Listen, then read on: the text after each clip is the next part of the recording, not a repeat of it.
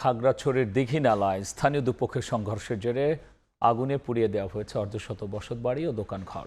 এখনও সেখানে উত্তেজনাকর পরিস্থিতি বিরাজ করছে।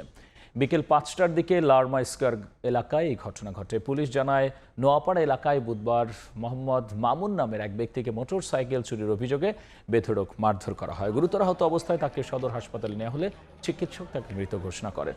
এই ঘটনার প্রতিবাদে আজ বিকেলে দীঘিনালায় বিক্ষোভ মিছিল করেন দীঘিনালা ডিগ্রি কলেজের শিক্ষার্থী ও স্থানীয়রা। তারা লারমা স্কয়ারের দিকে যাওয়ার চেষ্টা করলে বাধা দেয় অপরপক্ষেতে দুপক্ষের সংঘর্ষ হয়। এক পর্যায়ে লারমা স্কয়ার ও দীঘিনালা কলেজের পাশের অর্ধশত বসতবাড়ি ও দোকান ঘরে আগুন দিয়ে পুড়িয়ে দেওয়া হয়।